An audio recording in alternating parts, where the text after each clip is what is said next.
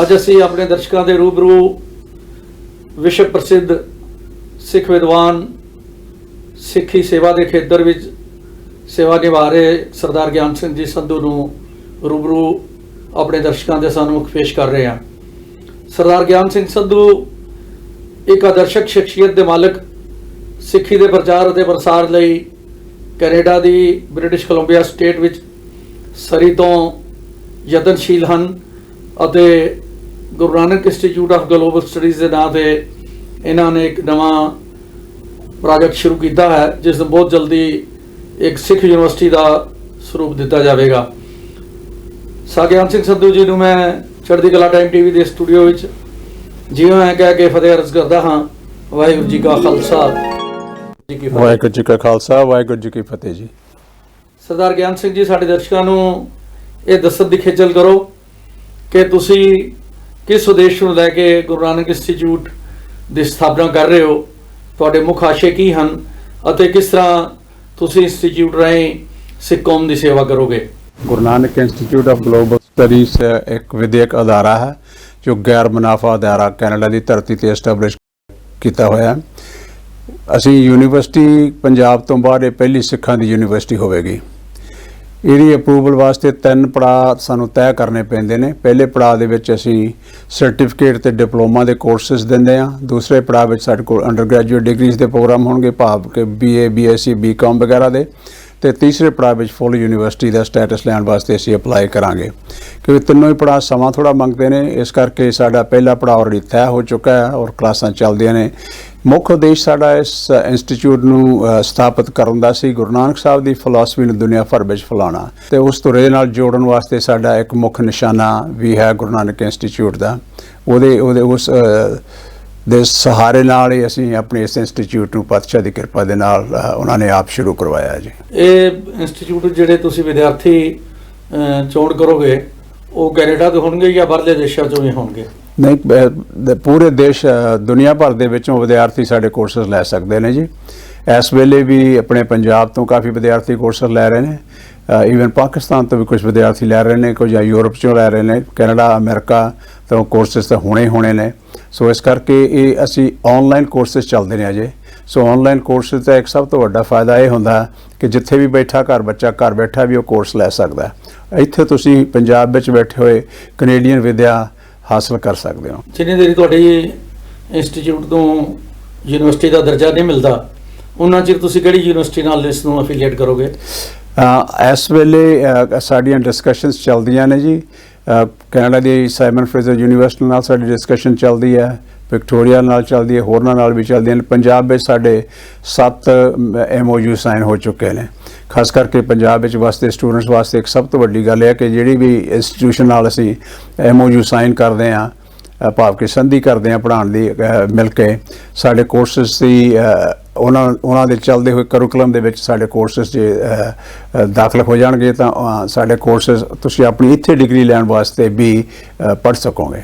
MOU ਤੁਹਾਡੇ ਕਿਹੜੇ ਯੂਨੀਵਰਸਿਟੀਆਂ ਨਾਲ ਔਰ ਸੰਸਥਾਵਾਂ ਨਾਲ ਹੋ ਚੁੱਕੇ ਹੈ? ਜ਼ਿਆਦਾਤਰ MOU ਜਿਹੜੇ ਜੀ ਇਸ ਵੇਲੇ ਕੁਝ ਪ੍ਰਾਈਵੇਟ ਯੂਨੀਵਰਸਿਟੀਆਂ ਨੇ, ਭਾਵ ਕਿ ਗੁਰੂ ਕਾਂਸ਼ੀ ਯੂਨੀਵਰਸਿਟੀ ਨਾਲ ਹੈ, ਦੇਸ਼ ਭਗਤ ਯੂਨੀਵਰਸਿਟੀ ਨਾਲ ਹੈ, ਗੁਰੂ ਨਾਨਕ GNA ਯੂਨੀਵਰਸਿਟੀ ਦੇ ਨਾਲ ਹੈ, ਤੇ ਆਪਣੇ ਸ੍ਰੀ ਗੁਰੂ ਗ੍ਰੰਥ ਸਾਹਿਬ ਵਰਲਡ ਯੂਨੀਵਰਸਿਟੀ ਦੇ ਨਾਲ ਹੈ। ਅਸੀਂ ਇੱਕ ਪ੍ਰੋਜੈਕਟ ਪੰਜਾਬੀ ਯੂਨੀਵਰਸਿਟੀ ਦੇ ਨਾਲ ਵੀ ਰਲ ਕੇ ਕੀਤਾ ਜੇ।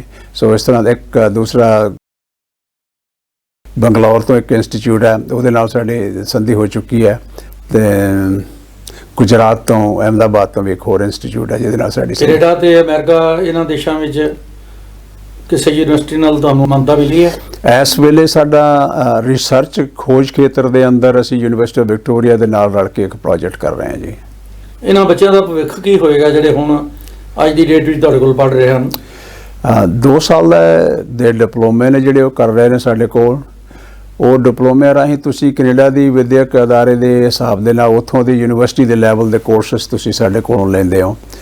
ਜਿੱਥੋਂ ਤੱਕ ਯੂਨੀਵਰਸਿਟੀਆਂ ਦੇ ਕੋਰਸਿਸ ਦੇ ਗਾਂ ਰੈਕਗਨੀਸ਼ਨਸ ਵਾਸਤੇ ਸਵਾਲ ਪੈਦਾ ਹੁੰਦਾ, ਸਾਡਾ ਸਿਸਟਮ ਕੈਨੇਡਾ ਦੇ ਵਿੱਚ ਕੁਝ ਇਹੋ ਜਿਹਾ, ਤੁਸੀਂ ਕੋਰਸ ਸਾਡਾ ਲੈਂਦੇ ਹੋ ਤੇ ਤੁਸੀਂ ਉਦਾਹਰਨ ਵਜੋਂ ਤੁਸੀਂ ਪਹਿਲੇ 2 ਸਾਲ ਯੂਨੀਵਰਸਿਟੀ ਦੇ ਕੋਰਸ ਸਾਡੇ ਕੋਲੋਂ ਲੈਂਦੇ ਹੋ, ਤੀਸਰੇ ਸਾਲ 'ਚ ਤੁਸੀਂ ਦਾਖਲਾ ਲੈਣਾ ਚਾਹੁੰਦੇ ਹੋ ਜਾਂ ਦੂਸਰੇ ਕਿਸੇ ਹੋਰ ਯੂਨੀਵਰਸਿਟੀ ਵਿੱਚ ਜਾ ਕੇ ਦਾਖਲਾ ਤੁਸੀਂ ਉੱਥੇ ਅਪਲਾਈ ਕਰਦੇ ਹੋ ਵੀ ਮੈਂ ਗੁਰੂ ਨਾਨਕ ਇੰਸਟੀਚਿਊਟ ਪਾਸੋਂ ਆ ਕੋਰਸਿਸ ਕੀਤਾ, ਕੀ ਇਹਨੂੰ ਮਾਨਤਾ ਦਿਓਗੇ?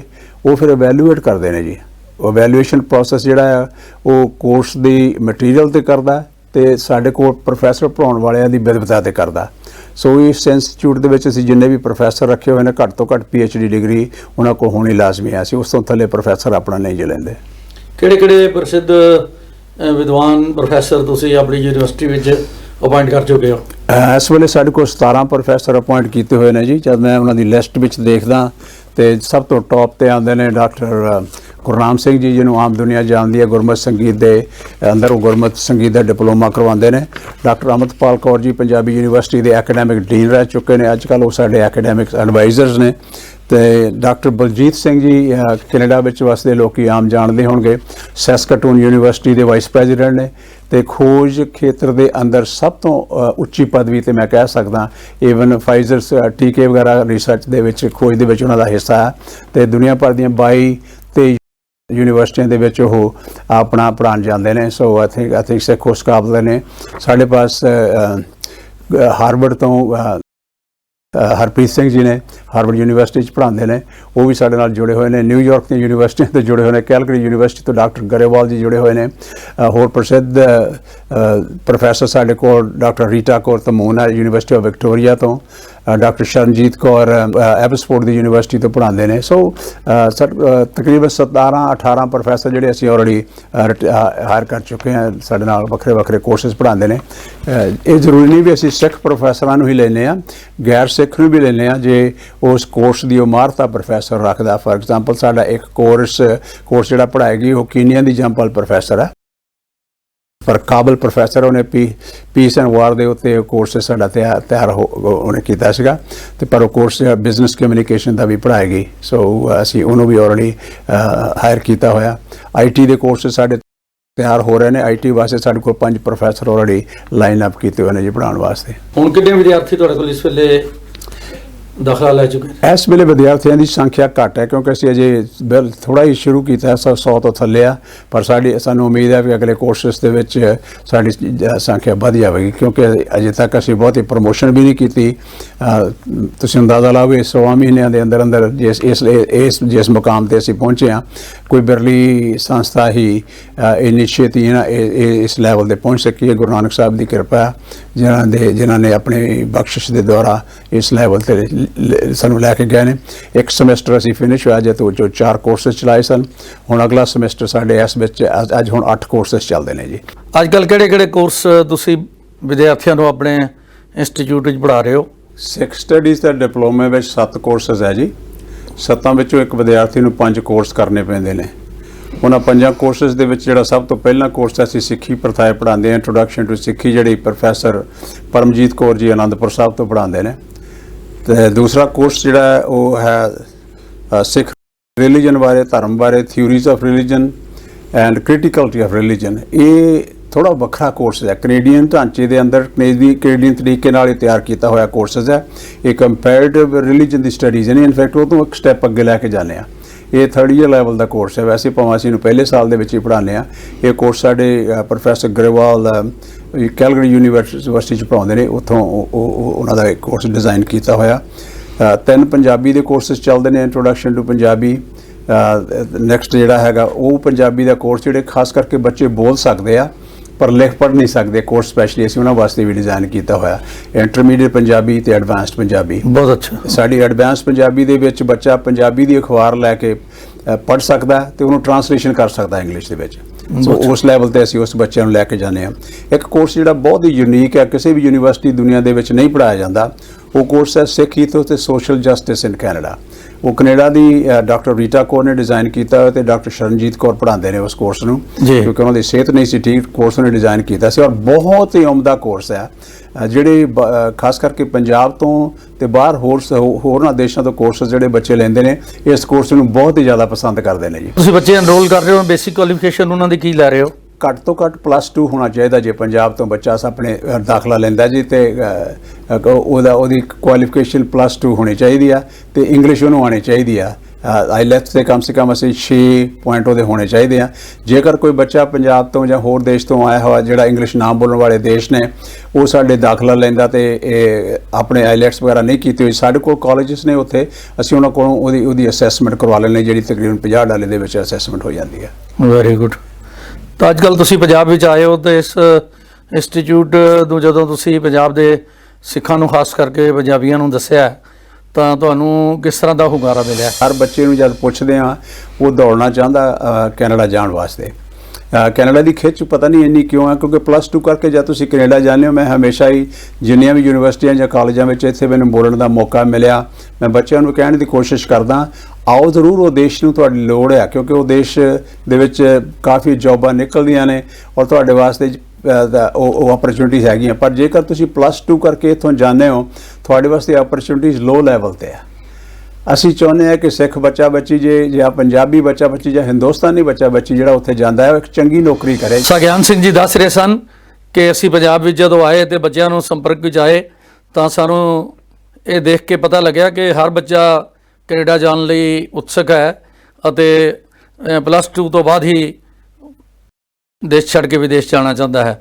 ਤਾਂ ਇਸ ਲਈ ਬੱਚਿਆਂ ਨੂੰ ਠੀਕ ਜਾਣਕਾਰੀ ਦੇਣ ਲਈ, ਉਹਨਾਂ ਦੇ ਪੇਰੈਂਟਸ ਨੂੰ ਗਾਈਡ ਕਰਨ ਲਈ ਸਗਿਆਨ ਸਿੰਘ ਜੀ ਬੜੀ ਮਹੱਤਵਪੂਰਨ ਸੂਚਨਾ ਦੇ ਰਹੇ ਹਨ।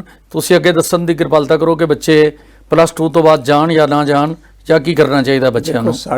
ਮੇਰਾ ਸੁਝਾਅ, ਜੇ ਮੇਰਾ ਬੱਚਾ ਹੋਵੇ ਕਿ ਕੋਈ ਸਵਾਲ ਆਮ ਪੈਦਾ ਹੋ ਜਾਂਦਾ, ਵੀ ਤੁਸੀਂ ਕੈਨੇਡਾ ਦੀ ਧਰਤੀ ਦੇ ਵਸਦੇ ਹੋ ਆਪ ਤੇ ਸਾਨੂੰ ਰੋਕ ਰਹੇ ਹੋ। ਨਹੀਂ, ਮੈਂ ਰੋਕ ਨਹੀਂ ਰਿਹਾ, ਮੈਂ ਇਹ ਸੁਝਾਅ ਦੇ ਰਿਹਾ ਕਿ ਤੁਸੀਂ ਆਓ ਜ਼ਰੂਰ, ਪਰ ਜੇ ਵਿਦਿਆ ਦਾ ਜਿਹੜਾ ਚੰਗੇ ਲੈਵਲ ਤੇ ਲੈ ਕੇ ਆਉਂਗੇ, ਘੱਟ ਤੋਂ ਘੱਟ ਤੁਹਾਡੇ ਕੋਲ ਅੰਡਰ ਗ੍ਰੈਜੂਏਟ ਡਿਗਰੀ ਹੋਵੇ, ਤੁਸੀਂ ਕਿਸੇ ਚੰਗੀ ਯੂਨੀਵਰਸਿਟੀ ਦੇ ਵਿੱਚ ਦਾਖਲਾ ਲੈ ਕੇ ਪੋਸਟ ਗ੍ਰੈਜੂਏਸ਼ਨ ਵਾਸਤੇ ਜਾਓ, ਤਾਂ ਜੋ ਤੁਸੀਂ ਚੰਗੀਆਂ ਨੌਕਰੀਆਂ ਤੇ ਕਰੋ। ਕਿਉਂਕਿ ਜੇ +2 ਕਰਕੇ ਤੁਸੀਂ ਉਸ ਦੇਸ਼ ਵਿੱਚ ਆ ਜਾਂਦੇ ਹੋ, ਠੀਕ ਹੈ, 1.5 ਸਾਲ 2 ਸਾਲ ਦਾ ਡਿਪਲੋਮਾ ਕਰਕੇ 2-3-4 ਸਾਲ ਫਿਰ ਤੁਸੀਂ ਇੰਤਜ਼ਾਰ ਕਰਦੇ ਹੋ ਤੁਹਾਡੀ PR ਲੈਣ ਵਾਸਤੇ। ਜਿਹੜੀਆਂ ਤਕਲੀਫਾਂ ਵਿੱਚ ਬੱਚਾ ਇਸ ਵੇਲੇ ਕੈਨੇਡਾ ਦੀ ਧਰਤੀ ਦੇ ਉੱਤੇ ਗੁਜ਼ਰ ਰਿਹਾ, ਉਹ ਤਰਸਯੋਗ ਮੈਂ ਦੱਸ ਸਕਦਾ। ਇੰਨੇ ਸੁਹਾਵਣੇ ਸਮੇਂ ਨਹੀਂ ਹੈ। ਬੱਚੇ ਠੀਕ ਆ, ਤੁਹਾਨੂੰ ਮਾਪਿਆਂ ਨੂੰ ਕਰਜ਼ਿਆਂ ਵਿੱਚ ਪਾ ਕੇ ਤੁਰ ਜਾਂਦੇ ਨੇ ਔਰ ਨਹੀਂ ਦੱਸ ਪਾਉਂਦੇ ਬਾਅਦ ਦੇ ਵਿੱਚ ਜਾ ਕੇ ਵੀ ਕਿਹੜੀਆਂ ਤਕਲੀਫਾਂ ਉਹ ਝੇਲਦੇ ਨੇ ਉੱਥੇ।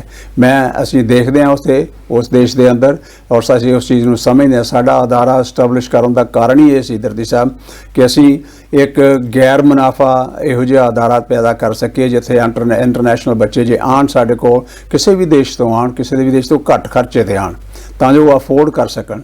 ਮੇਰਾ ਸੁਝਾਅ ਹਮੇਸ਼ਾ ਬੱਚਿਆਂ ਨੂੰ ਹੋਇਆ ਕਰਦਾ, ਤੁਸੀਂ ਕੋਰਸਿਸ ਲੈਣੇ ਨੇ, ਆਨਲਾਈਨ ਕੋਰਸਿਸ ਲਓ, ਇੱਥੇ ਬੈਠੇ ਹੋਏ, ਘਰ ਤੋਂ ਬੈਠੇ, ਘਰ ਆਪਣੇ ਬੈੱਡਰੂਮ 'ਚ ਬੈਠੇ ਤੁਸੀਂ ਸਾਡੇ ਜ਼ੂਮ ਦੇ ਉੱਤੇ ਸਾਡੇ ਪ੍ਰੋਫੈਸਰਸ ਪੜ੍ਹਾਉਂਦੇ ਨੇ, ਲਾਈਵ ਪੜ੍ਹਾਉਂਦੇ ਨੇ। ਅਸੀਂ ਰਿਕਾਰਡ ਕਰਕੇ ਆਪਣੇ ਲੈਸਨਸ ਨਹੀਂ ਪਾਉਂਦੇ ਟੈਲੀਵਿਜ਼ਨ ਦੇ ਆਪਣੇ ਵੈਬਸਾਈਟ ਦੇ ਉੱਤੇ, ਤਾਂ ਜੋ ਤੁਸੀਂ ਬਾਅਦ ਸਟੱਡੀ ਨਹੀਂ। ਸਾਡਾ ਪ੍ਰੋਫੈਸਰ ਲਾਈਵ ਹੁੰਦਾ, 3 ਘੰਟੇ ਦੀ ਕਲਾਸ ਹੁੰਦੀ, ਉਹ 3 ਘੰਟੇ ਤੁਹਾਡੇ ਨਾਲ ਇੰਟਰੈਕਟ ਕਰਦਾ, ਔਰ ਨਾਲ ਤੁਸੀਂ ਦੇਖੋਗੇ ਕਿ ਪੰਜਾਬ ਦੇ ਟੀਚਿੰਗ ਦਾ ਮੈਥਡ ਵੱਖਰਾ ਆ ਔਰ ਸਾਡਾ ਕੈਨੇਡਾ ਦੇ ਵਿੱਚ ਕੋਰਸਿਸ ਪੜ੍ਹਾਉਣ ਦਾ ਮੈਥਡ ਬਹੁਤ ਵੱਖਰਾ ਹੈ। ਅਸੀਂ ਸਟੂਡੈਂਟ ਨੂੰ ਪੂਰੀ ਫਰੀडम ਦਿੰਦੇ ਹਾਂ ਕਿ ਉਹਦੀ ਸੋਚਣ ਸ਼ਕਤੀ ਵਿੱਚ ਵਾਧਾ ਕਰਦੇ ਹਾਂ, ਤਾਂ ਜੋ ਆਪ ਸੋਚੇ ਰਾਦਰ ਦਨ ਸਿਰਫ ਪੜ੍ਹ ਕੇ ਨਹੀਂ ਵੀ ਸਾਨੂੰ ਦੱਸ ਸਕੇ। ਅਸੀਂ ਪਾਰਟਿਸਿਪੇਸ਼ਨ ਬਹੁਤ ਕਰਵਾਉਂਦੇ ਹਾਂ, ਹਰ ਬੱਚਾ ਨਾ ਐਕਟਿਵਲੀ ਪਾਰਟਿਸਿਪੇਟ ਕਰਦਾ ਕਲਾਸ ਦੇ ਵਿੱਚ। ਬੜੀ ਜ਼ਰੂਰੀ ਸਮੇਂ ਦੀ ਲੋੜ ਹੈ ਕਿ ਸਾਡੇ ਬੱਚੇ ਗੁੰਮਰਾਹ ਹੋ ਕੇ +2 ਤੋਂ ਬਾਅਦ ਬਾਹਰ ਜਾ ਕੇ ਰੁਲਦੇ ਹਨ। ਖਾਸ ਕਰਕੇ ਲੜਕੀਆਂ ਦਾ ਬਹੁਤ ਸ਼ੋਸ਼ਣ ਵੀ ਹੁੰਦਾ ਹੈ, ਤੇ ਜਿਸ ਤਰ੍ਹਾਂ ਸਗਿਆਨ ਸਿੰਘ ਜੀ ਨੇ ਦੱਸਿਆ ਕਿ ਬੜੀ ਬੱਚਿਆਂ ਦੀ ਤਰਸਯੋਗ ਹਾਲਤ ਹੁੰਦੀ ਹੈ ਜੋ ਪੇਰੈਂਟਸ ਨੂੰ ਵੀ ਬਿਆਨ ਕਰਨ ਤੋਂ ਝਿਜਕਦੇ ਹਨ। ਤਾਂ ਇਸ ਲਈ ਉੱਥੇ ਜਾਣ ਤੋਂ ਪਹਿਲਾਂ ਬੱਚਿਆਂ ਨੂੰ ਗ੍ਰੈਜੂਏਸ਼ਨ ਇੱਥੋਂ ਕਰਕੇ ਜਾਣੀ ਚਾਹੀਦੀ ਹੈ। ਅਤੇ ਜਿਸ ਤਰ੍ਹਾਂ Guru Nanak Institute of Global Studies ਬੱਚਿਆਂ ਨੂੰ ਅਪਰਚੂਨਿਟੀ ਦੇ ਰਿਹਾ ਹੈ ਕਿ ਤੁਸੀਂ ਆਪਣੇ ਘਰਾਂ ਵਿੱਚ ਬੈਠ ਕੇ ਆਨਲਾਈਨ ਕੋਰਸਿਸ ਕਰੋ, ਇਹਨਾਂ ਦਾ ਤੁਹਾਨੂੰ ਉੱਥੇ ਵੀ ਬੈਨੀਫਿਟ ਹੋਏਗਾ। ਤਾਂ ਇਹ ਜੋ ਤੁਸੀਂ ਕੋਰਸਿਸ ਸ਼ੁਰੂ ਕੀਤੇ ਨੇ, ਇਹਨਾਂ ਦਾ ਫੀਸ ਸਟਰਕਚਰ ਜਾਂ ਉਸ ਬਾਰੇ ਕੁਝ ਦੱਸਣ ਦੀ ਕਿਰਪਾਲਤਾ ਕਰੋਗੇ? ਜਿਹੜੇ ਕੋਰਸਿਸ ਸਾਡੇ 13 ਹਫ਼ਤਿਆਂ ਦੇ ਕੋਰਸਿਸ ਨੇ ਜੀ, ਉਹਨਾਂ ਦੀ ਫੀਸ ਸਟਰਕਚਰ ਸਿਰਫ $550 ਹੈ। ਮੈਂ ਨਹੀਂ, ਸਾਰੇ ਆਪ ਰਿਸਰਚ ਕਰਦੇ ਹੋ ਤੁਸੀਂ, ਮੈਂ ਉਦਾਹਰਨ ਨਹੀਂ ਦੇ ਸਕਦਾ। ਸਾਡੀਆਂ ਜਿਹੜੀਆਂ ਟੌਪ ਦੀਆਂ ਯੂਨੀਵਰਸਿਟੀਆਂ ਨੇ, ਉਹਨਾਂ ਵਿੱਚ ਸਾਲ ਦਾ ਖਰਚਾ ਤਕਰੀਬਨ $43,000 ਤੋਂ $45,000 ਹੈ, ਤੇ ਅਸੀਂ ਜਿਹੜੇ ਛੋਟੇ ਕੋਰਸਿਸ ਸਾਡੇ ਇਕੱਲੇ ਕੋਰਸ ਦੇ $500-550 ਦੇ ਨਾਲ ਦਿੰਦੇ ਹਾਂ। ਜਿਹੜੇ ਬਿਜ਼ਨਸ ਦਾ ਕੋਰਸ ਦਰਦੀ ਸਾਹਿਬ ਇੱਕ ਸਾਡੇ ਕੋਲ ਬਹੁਤ ਹੀ ਉਮਦਾ ਕੋਰਸ ਹੈ ਡਿਜ਼ਾਈਨ ਕੀਤਾ ਹੋਇਆ, ਜਿਹੜਾ ਕਿਸੇ ਵੀ ਯੂਨੀਵਰਸਿਟੀ ਵਿੱਚ ਉਸ ਪੱਖ ਤੋਂ ਨਹੀਂ ਜੇ ਪੜ੍ਹਾਇਆ ਜਾਂਦਾ, ਈਵਨ ਕੈਨੇਡੀਅਨ ਯੂਨੀਵਰਸਿਟੀਆਂ ਦੇ ਵਿੱਚ। ਉਹਨੂੰ ਅਸੀਂ ਫਰੰਟਲਾਈਨ ਮੈਨੇਜਮੈਂਟ ਕਹਿੰਦੇ ਹਾਂ। ਅੱਛਾ, ਫਰੰਟਲਾਈਨ ਮੈਨੇਜਮੈਂਟ ਕੋਰਸਿਸ ਇੱਕ ਇਹੋ ਜਿਹਾ ਕੋਰਸ ਹੈ ਜਿੱਥੇ ਬੱਚਾ ਸਿੱਖਦਾ ਹੈ ਕਿ ਮੈਂ ਕੰਮ ਕਿਸੇ ਦੇ ਕੋਲੋਂ ਕਿਸ ਤਰ੍ਹਾਂ ਲੈਣਾ, ਜੇ ਕਿਸੇ ਨੂੰ ਮੈਂ ਹਾਇਰ ਕਰਨਾ ਆਪਣੀ ਕੰਪਨੀ ਦੇ ਵਿੱਚ ਕਹਤਾ ਮੈਂ ਉਹਦੀ ਉਹ ਕ੍ਰਾਈਟੇਰੀਆ ਕੀ ਹੈ, ਜੇ ਕਿਸੇ ਦੀ ਕੋਈ ਸ਼ਿਕਾਇਤ ਆਉਂਦੀ ਮੈਂ ਸ਼ਿਕਾਇਤਾਂ ਨੂੰ ਕਿਸ ਤਰ੍ਹਾਂ ਹੈਂਡਲ ਕਰਨਾ। ਕਿਸੇ ਕਾਰਪੋਰੇਸ਼ਨ ਦੀ ਚਾਹੇ ਆਪਣੀ ਪਬਲਿਸ਼ਿੰਗ ਕੰਪਨੀ ਲਾ ਲਓ ਜਾਂ ਕੋਈ ਫੈਕਟਰੀ ਲਾ ਲਓ ਜਾਂ ਈਵਨ ਰੈਸਟੋਰੈਂਟ ਵਿੱਚ ਵੀ ਕੰਮ ਤੁਸੀਂ ਕਰਵਾਉਣਾ ਹੈਗਾ, ਫਿਰ ਤੁਸੀਂ ਉਹਨਾਂ ਦੀ ਪ੍ਰੋਡਕਟਿਵਿਟੀ ਕਿਸ ਤਰ੍ਹਾਂ ਵਧਾ ਸਕਦੇ ਹੋ, ਕਿਸ ਤਰ੍ਹਾਂ ਫਾਇਦਾ ਕਰ ਸਕਦੇ ਹੋ ਮਾਲਕਾਂ ਦਾ, ਉਹ ਚੀਜ਼ਾਂ ਜਿਹੜੀਆਂ ਨਾ ਉਹ ਉਸ ਕੋਰਸਿਸ ਦੇ ਵਿੱਚ ਬਹੁਤ ਡਿਟੇਲ ਦੇ ਨਾਲ ਰੋਲ ਪਲੇ ਕਰਕੇ ਸਿਖਾਈਆਂ ਜਾਂਦੀਆਂ। ਅਸੀਂ MBA ਵੀ ਕਰ ਲਈਏ, ਸਾਨੂੰ ਉਹ ਪ੍ਰੈਕਟੀਕਲ ਨੌਲੇਜ ਨਹੀਂ ਜੇ ਮਿਲਦੀ, ਕਿਉਂਕਿ ਮੇਰੀ ਆਪਣੀ ਬੈਕਗ੍ਰਾਉਂਡ ਬਿਜ਼ਨਸ ਦੀ ਬੈਕਗ੍ਰਾਉਂਡ, ਮੈਂ ਬਿਜ਼ਨਸ ਦੇ ਕੋਰਸਿਸ ਪੜ੍ਹਾਏ ਹੋਏ ਨੇ ਉੱਥੇ ਕਾਲਜ ਦੇ ਵਿੱਚ, ਮੈਂ ਉਹਨਾਂ ਚੀਜ਼ਾਂ ਨੂੰ ਅੰਡਰਸਟੈਂਡ ਕਰਦਾ। ਉਸ ਲੈਵਲ ਦੇ ਉੱਤੇ ਮੈਂ ਕਹਿਣ ਦੀ ਹਮੇਸ਼ਾ ਕੋਸ਼ਿਸ਼ ਕਰਦਾ ਇਹ ਕੋਰਸ ਜਿਹੜਾ ਸਾਡਾ ਬਿਜ਼ਨਸ ਵਾਲਾ ਕੋਰਸ ਹੈ ਇਹ ਵੀ ਬਹੁਤ ਅਟਰੈਕਸ਼ਨ ਕਰ ਰਿਹਾ ਪੰਜਾਬ ਦੇ ਸਟੂਡੈਂਟਾਂ ਨੂੰ ਜਾਂ ਹੋਰ ਦੇਸ਼ਾਂ ਦੇ ਸਟੂਡੈਂਟਸ ਨੂੰ। ਸਾਡੇ ਕੋਲ ਇਸ ਵੇਲੇ ਕੁਝ ਪ੍ਰੋਫੈਸਰ ਨੇ ਫਰੰਟਲਾਈਨ ਮੈਨੇਜਮੈਂਟ ਦਾ ਕੋਰਸ ਸਾਡੇ ਕੋਲ ਕਰ ਰਹੇ ਨੇ। ਮੈਂ ਕਈ ਵਾਰੀ ਇਹ ਕੋਰਸ ਮਤਲਬ ਲਗਭਗ ਹਰ ਇੱਕ ਸਟੂਡੈਂਟ ਦੇ ਕੰਮ ਦਾ ਕੋਰਸ ਹੈ, ਹਰ ਸਟੂਡੈਂਟ ਦੇ ਕੰਮ ਦਾ, ਕਿਉਂਕਿ ਤੁਸੀਂ ਜੇ ਜਾਣਾ ਵੀ ਆ +2 ਕਰਕੇ ਵੀ ਉੱਥੇ ਜਾਣਾ, ਉਹਦੇ ਵਾਸਤੇ ਵੀ ਇਹ ਕੰਮ ਦਾ ਕੋਰਸ ਹੈ। ਕਿਉਂਕਿ ਉੱਥੇ ਰਹਿਣ ਵਾਸਤੇ ਦਾਦੀ ਸਾਹਿਬ ਜਦ 2 ਸਾਲ ਦਾ ਤੁਸੀਂ ਡਿਪਲੋਮਾ ਕਰ ਲੈਂਦੇ ਹੋ, ਬੱਚੇ ਨੂੰ ਜਿਹੜੇ ਵਰਕ ਪਰਮਿਟ ਮਿਲਦੀ ਉਹ ਸੁਪਰਵਾਈਜ਼ਰ ਦੀ ਮਿਲਦੀ ਹੈ ਵੀ ਉਹ ਸੁਪਰਵਾਈਜ਼ਰ ਬਣੇ, ਔਰ ਸੁਪਰਵਾਈਜ਼ਰ ਦਾ ਤਜਰਬਾ ਉਹਦੇ ਕੋਲ ਕੋਈ ਨਹੀਂ ਹੁੰਦਾ, ਤੇ EMPLOYER ਜਿਹੜਾ ਫਿਰ ਉਹਨੂੰ ਸੁਪਰਵਾਈਜ਼ਰ ਲਾਵੇਗਾ ਕਿਸ ਤਰ੍ਹਾਂ, ਉਹਨੂੰ ਇੱਕ ਥੱਲੇ ਲੋ ਲੈਵਲ ਦੀ ਨੌਕਰੀ ਦੇਵੇਗਾ। ਸੁਪਰਵਾਈਜ਼ਰ ਠੀਕ ਹੈ, ਉਹਨੂੰ ਦਿਖਾ ਦੇਗਾ ਕਾਗਜ਼ਾਂ ਦੇ ਵਿੱਚ ਕਿ ਲੋਕੀ ਕਰਵਾਉਂਦੇ ਨੇ, ਝੂਠ ਬੁਲਵਾਉਂਦੇ ਨੇ ਕਈ ਵਾਰੀ, ਪਰ ਉਹ ਫਿਰ ਤਨਖਾਹ ਜਿਹੜੀ ਹੈ ਘੱਟ ਤੋਂ ਘੱਟ ਤਨਖਾਹ ਸਾਡੇ $16 ਹੈ ਜਿਸ ਸੂਬੇ ਵਿੱਚ ਮੈਂ ਵਸਦਾ, ਤੇ ਉਹਨਾਂ ਨੂੰ ਚਾਹੀਦੀ ਹੈ $24। ਸਰਕਾਰ ਦੀ ਪਾਲਿਸੀ ਵਿੱਚ $24 ਦੀ ਨੌਕਰੀ ਕਰਦਾ ਹੋਵੇ 1 ਘੰਟੇ 'ਚ, ਪਰ ਉਹ $24 ਕਮਾਉਣ ਵਾਸਤੇ ਫਿਰ ਉਹ ਆਪਣੇ $24 ਪੂਰੇ ਕਰਨ ਵਾਸਤੇ 1.5 ਜਾਂ 2 ਕੰਮ ਕਰਕੇ ਦਿੰਦੇ ਨੇ ਆਪਣੇ ਮਾਲਕਾਂ ਨੂੰ ਆਪਣੇ ਪੂਰਾ ਕਰਨ ਵਾਸਤੇ। ਤੁਸੀਂ ਅੰਦਾਜ਼ਾ ਲਾਓ ਵੀ ਕਿਉਂ ਲੋੜ ਹੈ, ਕਿਉਂ ਨਹੀਂ। ਜੇ ਇਹੋ ਜਿਹੇ ਕੋਰਸਿਸ ਕੀਤੇ ਹੋਏ ਹੋਣ ਤਾਂ ਉਹ $24 ਕੀ $30-35 ਦੀ ਨੌਕਰੀ ਸ਼ੁਰੂ ਹੋਵੇਗਾ। ਬਹੁਤ ਅੱਛਾ। ਇਹ ਫਰੰਟ ਲਾਈਨ ਮੈਨੇਜਮੈਂਟ ਜੋ ਇਹਨਾਂ ਨੇ ਕੋਰਸ ਸ਼ੁਰੂ ਕੀਤਾ ਹੈ, ਇਹ ਤਾਂ ਤੁਸੀਂ ਇੱਥੇ ਇੰਡੀਆ 'ਚ ਬੈਠੇ ਹੋਏ ਆਪਣੇ ਘਰ ਕਰ ਸਕਦੇ ਹੋ, ਔਰ $550 ਵਿੱਚ ਕਰ ਸਕਦੇ ਹੋ। ਇਹ ਕਿੰਨੀ ਡਿਊਰੇਸ਼ਨ ਦਾ ਕੋਰਸ ਹੈ? ਜਿਹੜਾ ਬਿਜ਼ਨਸ ਦਾ ਕੋਰਸ ਹੈ ਜੀ ਉਹ ਥੋੜਾ ਮਹਿੰਗਾ, ਕਿਉਂਕਿ ਉਹ 50 ਘੰਟੇ ਦਾ ਕੋਰਸ ਹੈ, ਉਹ ਅਸੀਂ 5 ਘੰਟੇ ਦੀ ਕਲਾਸ ਲਾਉਂਦੇ ਹਾਂ ਸਨਿਚਰਵਾਰ ਜਾਂ ਇਸ ਵੇਲੇ ਕਲਾਸਾਂ ਚੱਲਦੀਆਂ ਨੇ, ਤੇ 10 ਹਫ਼ਤਿਆਂ ਵਿੱਚ ਉਹਨੂੰ ਕੰਪਲੀਟ ਕਰਦੇ ਹਾਂ। ਤੇ ਜੇ ਅਸੀਂ ਉਹ ਤੋਂ ਅੱਧਾ ਕਰਦੇ ਹਾਂ 20 ਹਫ਼ਤਿਆਂ ਵਿੱਚ ਹੋਏਗਾ। ਉਹ ਕੋਰਸ ਅਸੀਂ ਮਹਿੰਗਾ ਥੋੜਾ ਇਸ ਕਰਕੇ ਰੱਖਿਆ ਕਿਉਂਕਿ ਕੈਨੇਡਾ ਦੇ ਜਿਹੜੇ ਇੰਡਸਟਰੀ ਆ ਉਹ ਕੋਰਸ ਨੂੰ ਆਪਣੇ EMPLOYEES ਘੱਲਦੀ ਆ ਲੈਣ ਵਾਸਤੇ, ਤਾਂ ਅਸੀਂ ਫਿਰ ਕੈਨੇਡਾ ਦੇ ਹਿਸਾਬ ਨਾਲ ਉਹਦੀ ਫੀਸ ਜ਼ਿਆਦਾ ਹੈ, $1200 ਰੱਖੀ ਹੋਈ ਹੈ। ਪਰ ਜੇਕਰ ਕੋਈ ਵਿਦਿਆਰਥੀ ਸਮਝਦਾ ਮੈਂ ਅਫੋਰਡ ਨਹੀਂ ਕਰ ਪਾਉਂਦਾ, ਸਾਡੇ ਕੋਲ ਸਕਾਲਰਸ਼ਿਪਸ ਦੇ ਸਾਧਨ ਨੇ ਵੱਖਰੇ ਕੋਰਸਿਸ ਦੇ, ਸਾਡੇ ਵੈਬਸਾਈਟ ਤੇ ਜਾਵੇ, ਆਪਣਾ ਸਕਾਲਰਸ਼ਿਪ ਲਈ ਐਪਲੀਕੇਸ਼ਨ ਦੇਵੇ ਵੀ ਮੈਂ ਅਫੋਰਡ ਨਹੀਂ ਕਰ ਸਕਦਾ। ਬਹੁਤ ਅੱਛਾ। ਹਾਂਜੀ, ਕਿਉਂਕਿ ਇਸ ਵੇਲੇ ਸਾਡੇ ਕੋਲ 60% ਦੀ ਸਟੂਡੈਂਟਸ ਨੇ ਜਿਹੜੇ ਸਕਾਲਰਸ਼ਿਪ ਤੇ ਪੜ੍ਹ ਰਹੇ ਨੇ। Very good.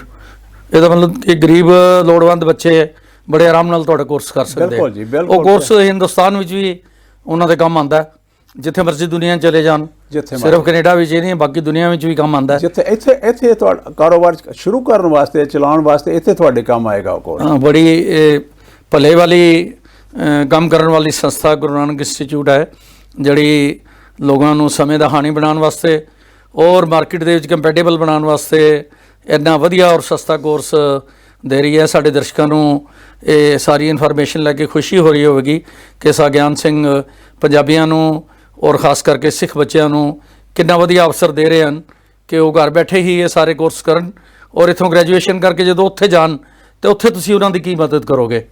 ਦੇਖੋ, ਜਿਹੜਾ ਬੱਚਾ ਸਾਡਾ ਇੱਥੇ ਗ੍ਰੈਜੂਏਟ ਹੋ ਕੇ ਜੇ ਪਰਮਾਨੈਂਟ ਰੈਜ਼ੀਡੈਂਸ ਵਾਸਤੇ ਅਪਲਾਈ ਕਰਕੇ ਜਾਂਦਾ ਤਾਂ ਉਹਨੂੰ ਮੁਸ਼ਕਿਲ ਆਉਣੀ ਕੋਈ ਨਹੀਂ, ਕਿਉਂਕਿ ਉਹ ਜਾਵੇ ਕਿਉਂ PR ਪੱਕਾ ਪੁਆਇੰਟ ਸਿਸਟਮ ਤੇ ਜਾਵੇ ਜੇ ਉਹਨੇ ਸਾਡੇ ਕੋਲ ਜਾਂ ਕੋਰਸਿਸ ਕੀਤੇ ਹੋਏ ਨੇ। ਕਿਉਂਕਿ ਐਪਲੀਕੇਸ਼ਨ ਲਈ ਹਮੇਸ਼ਾ ਸਵਾਲ ਪੈਦਾ ਹੁੰਦਾ ਵੀ ਕੀ ਤੁਸੀਂ ਕਿਸੇ ਕੈਨੇਡੀਅਨ ਇੰਸਟੀਚਿਊਟ ਕੋਲੋਂ ਕੋਈ ਕੋਰਸਿਸ ਕੀਤੇ ਹੋਏ ਨੇ। ਜੇ ਤੁਸੀਂ ਕਹਿੰਦੇ ਹਾਂ ਕੀਤੇ ਹੋਏ ਤਾਂ ਉਹਦਾ ਸਹਾਰਾ ਉਹਨੂੰ ਮਿਲਦਾ ਜੇ ਜਾਣ ਵਾਸਤੇ।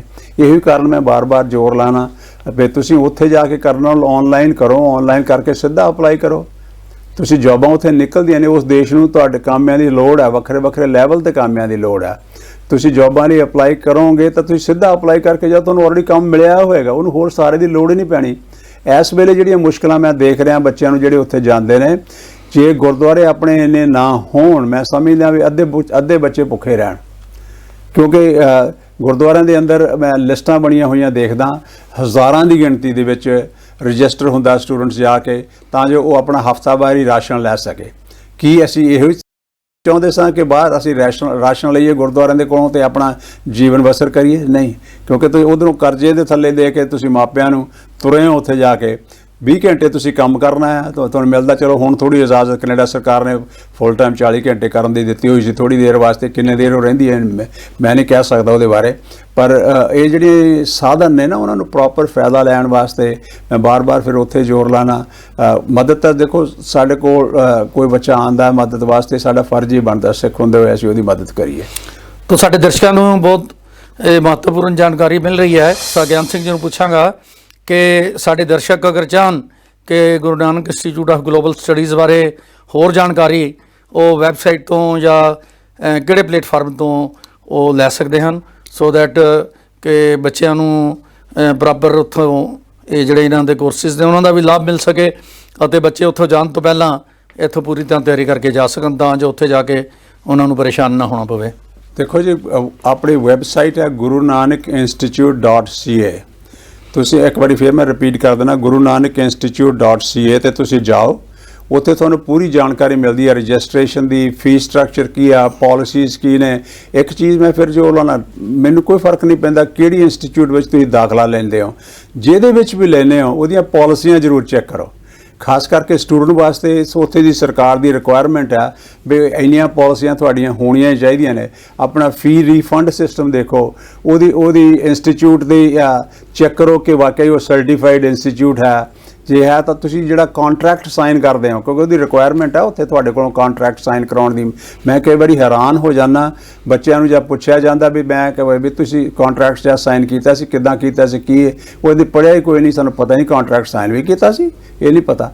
ਜੇ ਕਿਉਂਕਿ ਅਸੀਂ ਬੱਚੇ ਦੇ ਕੋਲੋਂ ਕੱਲੇ ਪੇਜ ਦੇ ਉੱਤੇ ਸਾਈਨ ਕਰਾਉਂਦੇ ਆ ਵੀ ਹਰ ਪੇਜ ਇਨੀਸ਼ੀਅਲ ਕਰ ਪੜ੍ਹ, ਨਾਲ ਪਾਲਿਸੀਆਂ ਅਟੈਚ ਕਰਦੇ ਆ, ਭਾਵੇਂ ਸਾਡੀ ਵੈਬਸਾਈਟ 'ਤੇ ਦਿੱਤੀਆਂ ਹੋਈਆਂ ਵੀ ਨੇ ਵੀ ਆਹ ਪਾਲਿਸੀਆਂ ਤੈਨੂੰ ਪੜ੍ਹਨੀਆਂ ਬਹੁਤ ਲਾਜ਼ਮੀ। ਤੇਰਾ ਫੀ ਦਾ ਰੀਫੰਡ, ਜੇ ਤੂੰ ਕਲਾਸ ਮਿਸ ਕਰਦਾ ਕਿੰਨੀਆਂ ਤੂੰ ਵੱਧ ਤੋਂ ਵੱਧ ਕਲਾਸਾਂ ਮਿਸ ਕਰ ਸਕਦਾ। ਸਾਡੇ ਕੋਲ ਸਕੋਰ ਅਸੀਂ 90% ਚਾਹੁੰਦੇ ਵੀ ਹਰ ਸਟੂਡੈਂਟ 90% ਦੀ ਘੱਟ ਤੋਂ ਘੱਟ ਕਲਾਸਾਂ ਅਟੈਂਡ ਕਰੇ।